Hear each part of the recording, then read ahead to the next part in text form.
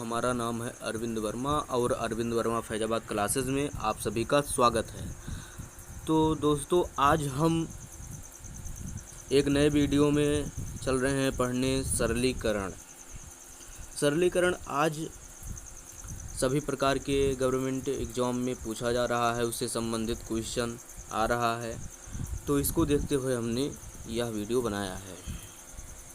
तो चलिए देखते हैं सरलीकरण क्या होता है। इसका एक नियम है जो आप देख रहे होंगे, BODMAS। इसी नियम के अकॉर्डिंग हम जो है, ये नियम है, इसी नियम के अकॉर्डिंग हम इसको जो है इसमें एक एक स्टेप देखेंगे किस प्रकार से सरल किया जाता है। ध्यान दीजिए किस प्रकार से हम सरल करेंगे, इसको ध्यान दीजिए। यहाँ पर जो हमने BODMAS लिखा था, इसमें B का अर्थ होता है ब्रैकेट।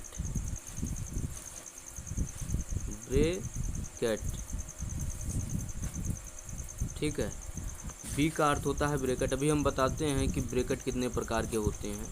यही बता दें ब्रैकेट कितने प्रकार के होते हैं।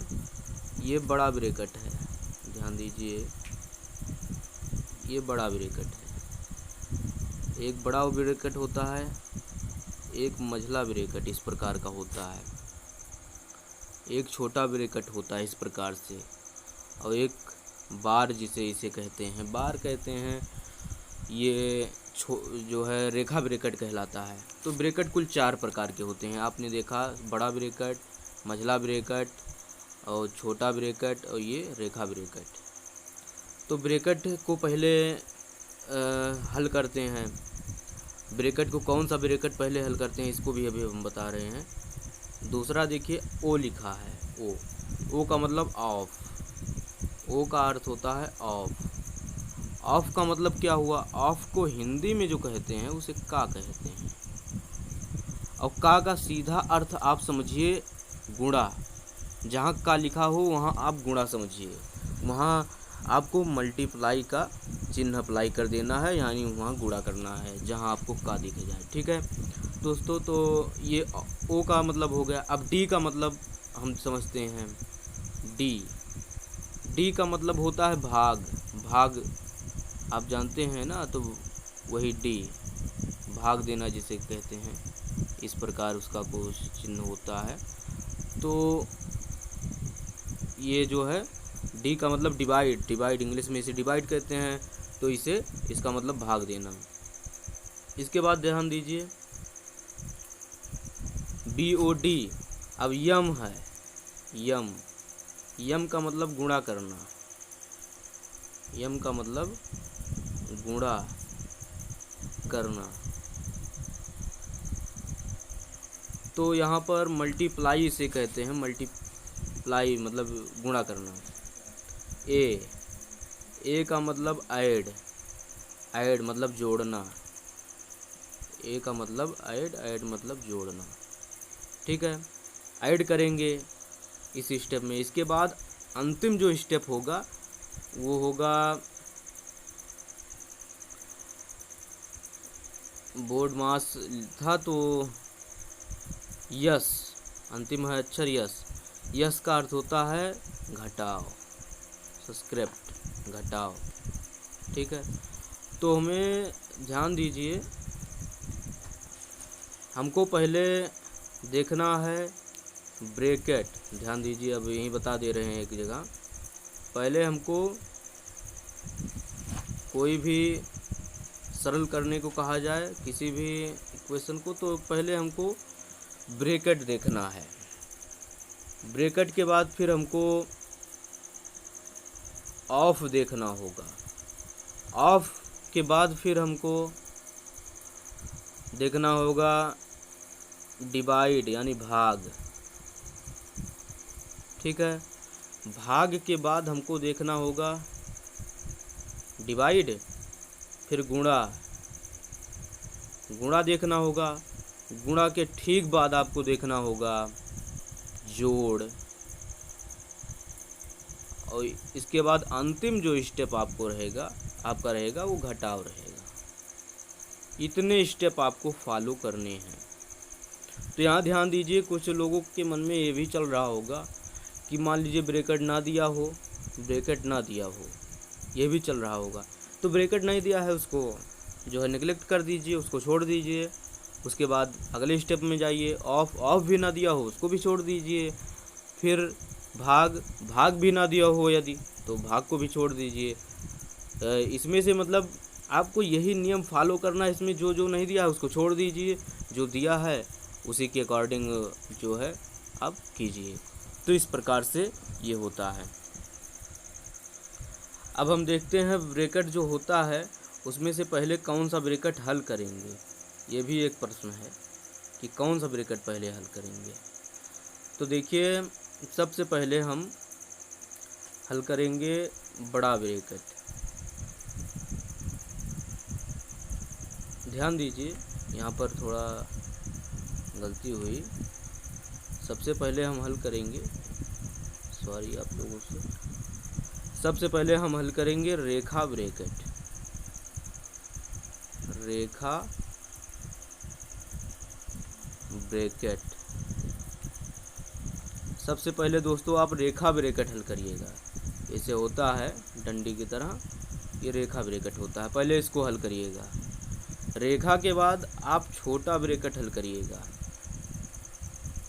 छोटा ब्रेकेट, ठीक है, छोटा ब्रेकेट आप हल करिएगा।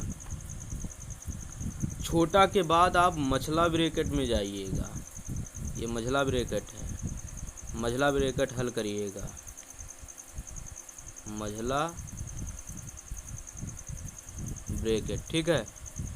मझला ब्रेकेट सबसे पहले आपको छोटा ब्रेकेट खोलना है, फिर सबसे पहले आपको रेखा ब्रेकेट, फिर छोटा ब्रेकेट, फिर मझला ब्रेकेट। इसके बाद अंतिम स्टेप आपका रहेगा बड़ा ब्रेकेट पर, तब बड़ा ब्रेकेट आपको हल करना होगा, ठीक है, बड़ा ब्रेकेट। तो इन प्रकार के स्टेप को आपको फॉलो करना होगा। पहले छोटा ब्रेकेट, पहले रेखा ब्रेकेट, इसके बाद छोटा, फिर मझला, फिर बड़ा। इस प्रकार से आप इस स्टेप को फॉलो करेंगे। इसके बाद आप जो है, जो अभी अभी हमने नियम बताया उसके अकॉर्डिंग आप चलेंगे। चलिए एक क्वेश्चन हम हल करते हैं जिससे कुछ समझ में आ जाए। चलिए देखिए, क्वेश्चन है, क्वेश्चन जो है वो है 1 + 2 + मझला ब्रेकेट लग जाएगा 1 + 2 प्लस, फिर छोटा ब्रेकेट है 1 + 3, 1 + 1/3, ठीक है। इसके बाद मझला ब्रेकेट क्लोज। इसी को हल करना है, ठीक है। बहुत आसान, बहुत सिंपल है। पहले आप 1 + 2 ऐसे सबको लिख दीजिए। इसके बाद आप पहले छोटा ब्रेकेट हल करेंगे। छोटा ब्रेकेट इसमें है ना, वही पुराना नियम हम फॉलो करेंगे, तो छोटा ब्रेकेट पहले आएगा, क्योंकि यहाँ रेखा ब्रेकेट तो है नहीं, यहाँ छोटा ब्रेकेट से शुरुआत है, तो छोटा ब्रेकेट पहले हम हल करेंगे। ध्यान दीजिएगा, छोटा ब्रेकेट पहले हम हल करेंगे। तो छोटा ब्रेकेट हल कर कैसे होगा, आप ध्यान दीजिए। 3 का गुणा 1 में करेंगे और इसके बाद 1 जोड़ देंगे, 3 × 1 = 4, यानी 4/3। मझला कोष्ठक क्लोज। ये हल हो गया। अब इसके बाद हम मझला कोष्ठक हटाएंगे यहाँ पर। अब हमको मझला कोष्ठक हटाना होगा। इसको गुणा मत समझिएगा, ये ऐड है, प्लस। मझला कोष्ठक हटाने के लिए आपको एलसीएम लेना होगा। तो देखिए, इसके नीचे 1 है, इसके नीचे भी 1 है, और आएगा एलसीएम 3 ही। तो 3 से इसमें भी गुणा कर दिया जाए, 3 से इसमें भी गुणा कर दिया जाए, यानी आ जाएगा आपको। इसको आप हल करेंगे जब, तो आपको मिलेगा 13/3, 13/3 मिलेगा। आप यहाँ देख रहे हैं 2 + 1 का योग 3 है, 3 प्लस 13/3 ऐसे आप करेंगे, ध्यान दीजिएगा। तो इसको आप करेंगे तो 3 त्रिक 9, यानी 9, 3 त्रिक 9 हो जाएगा और 13 में 9 जुड़ जाएगा, 22/3। ये आपका आंसर हो जाएगा। ठीक है, तो दोस्तों हमारे ख्याल से आप लोगों को समझ में आया होगा। सबसे पहले हमने वही नियम फॉलो किया जिसके अकॉर्डिंग हमने आपको बताया। पहले हमने छोटा ब्रैकेट हल किया, इसके बाद मझला ब्रैकेट फिर हल किया और इस प्रकार ये आंसर आ गया। चलिए क्वेश्चन और देखते हैं। अगला क्वेश्चन जो है वो भी बहुत बढ़िया क्वेश्चन है। ये क्वेश्चन है क्वेश्चन नंबर 2। ये बहुत आसान क्वेश्चन है। 3/2 गुणे 11/5, ठीक है, प्लस ब्रैकेट ये छोटा ब्रैकेट 25/44 इंटू 11/5। ये क्वेश्चन है, बहुत सिंपल सा क्वेश्चन। अब देखिए इसमें कुछ करना ही नहीं है आपको। आप छोटा ब्रैकेट पहले खोलिए, नियमानुसार चलिए। छोटा ब्रैकेट पहले आप खोलिए, 3/2 इंटू, इसको ऐसे रहने दीजिए, नियम के अनुसार हम चल रहे हैं। जब नियम सीख जाएंगे आप तो और आसान आप लोगों को। तो छोटा ब्रैकेट खोलने के लिए आप देखिए 5 से 25 कट जाएगा तो 5 आएगा, 5 25, ठीक है। 11 से 44 कट जाएगा, 11 चौक 44, यानी 5/4 आएगा। अब यहाँ ध्यान दीजिए, ध्यान देने योग्य बात यह है कि 11 तियाँ 33 हो जाएगा और 5 दूना 10, 33/10।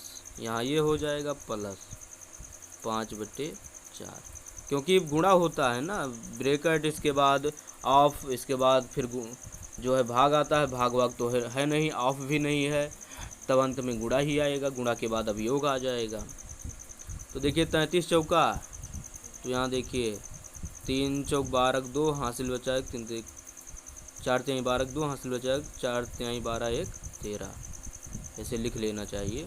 और ये 50 हो जाएगा, ऐसे त्रिक गुणा होगा और नीचे गुणा हो जाएगा, और 40 ये हो जाएगा। अब आप ध्यान दीजिए, 2 हो जाएगा, ऐड करेंगे 5 3 8, 8 1 40। ये आया 182/40। इसको और सरल कर दिया जाए, आया 182/40। ध्यान दीजिए 182 और 40 क्या 4 से कटेंगे? देखिए 4 चौक 16, 2 18, 4 से तो नहीं कटेंगे, 2 से कट जाएंगे। तो देखिए 2 से हम काट देते हैं, तो 2 9 18, 2 एकम 2 और ये 20 हो जाएगा। इसको आप दशमलव में भी 20 चौक 80 या सही बट्टा में बदल दीजिए, 20 चौक 80, 4 बार जाएगा, 11 बचेगा और बटे 20, 11/20, यानी 4 सही 11/20, ये आंसर होगा। तो इस प्रकार जो है दोस्तों आप अनेकों सवाल लगा सकते हैं। एक और सवाल देख लिया जाए, बहुत आसान सा सवाल ये भी है। क्वेश्चन नंबर 3 ये है, ध्यान दीजिएगा, 1/2 प्लस 1/2, इसमें ऑफ है, ऑफ 1/2 बटे 1/2 ऑफ 1/2 प्लस 1/2 प्लस ब्रैकेट के अंदर एक सही 1/2 बटे 1 सही 1/3। ठीक है, तो ये क्वेश्चन है। तो इसमें दोस्तों हमने आपको बताया कि मझला कोष्ठक आपको हल करना होगा यहाँ। तो यहाँ पर आप दो भी काम एक साथ कर सकते हैं, क्योंकि ऐड बीच में है ना, तो आप यहाँ पर एक काम कीजिए कि दोनों एक साथ कर दिया जाए।